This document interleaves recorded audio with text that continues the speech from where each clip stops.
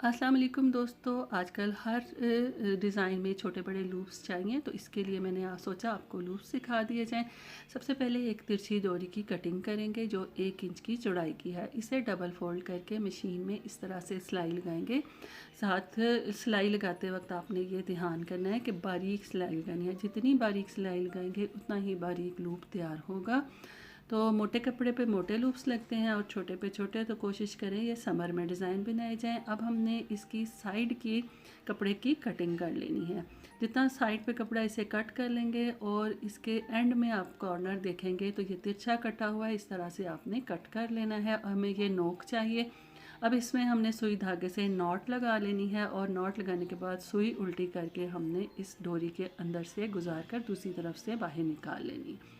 अब ये सुई के साथ हमारा धागा बाहर आ गया है इस तरह, और अंदर डोरी के से धागा निकल आया।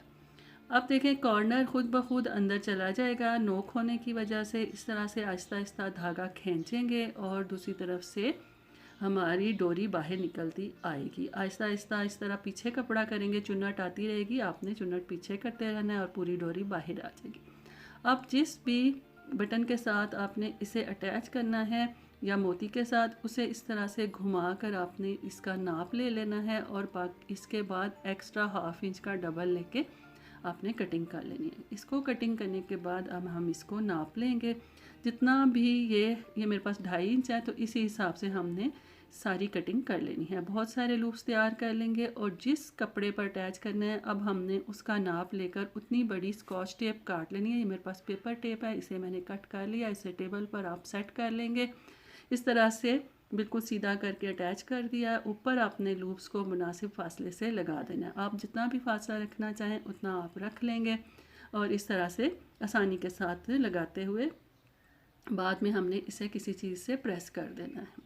अब ये प्रेस हो गया। अब हमने जिस कपड़े के ऊपर अटैच करना है उसे लेंगे और जितना आपने ऊपर छोड़ना है, मैंने 2 इंच छोड़ के इसको लूप्स के साथ इस तरह सेट करना है। ये मैंने गाउन के ऊपर सेट करना है। इस तरह से रखते हुए स्कॉच टेप की वजह से ये हमारा कपड़े के साथ भी चिपक जाएंगे और कुछ आपने 1-2 पिनें भी लगा देनी है ताकि बिल्कुल भी ये अपनी जगह से ना सरके।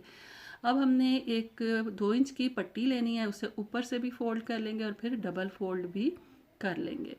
तो पट्टी लेने के बाद इसे इस तरह से नीचे लूप्स के रखेंगे और ऊपर सिलाई लगाएंगे। सिलाई लगाते वक्त मैंने तो गोटा लगाया हुआ है, इसलिए उसी सिलाई के ऊपर मैंने सिलाई लगा देनी है। आपने किनारे पर ही लगानी है इसको सिलाई।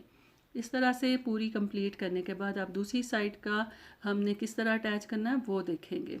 सबसे पहले आपने इस शर्ट के गले बराबर कर लेने हैं।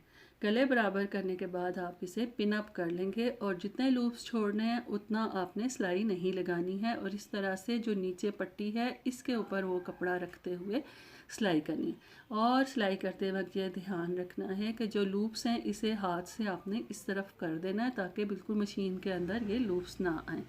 इस तरह से आपने एक और चीज़ का ख्याल रखना है कि अगर आप इसे गाउन पे बना रहे हैं तो ऊपर आपने गला बराबर करना है, फिर आपने इस तरह से ये चुनट्स बराबर करने हैं और एंड में आपने दामन भी बराबर रखना है। इस तरह से सिलाई में एहतियात करते हुए आपने सिलाई लगानी है और बाद में हमने इसके हर लूप के अंदर बटन अटैच करना है। दोस्तों उम्मीद है आज भी आपको मेरा ट्यूटोरियल अच्छा लगा होगा। प्लीज़ लाइक करें, सब्सक्राइब करें, शेयर करें और बेल का आइकॉन दबाना ना भूलें ताकि आपको अच्छी अच्छी सी नोटिफिकेशन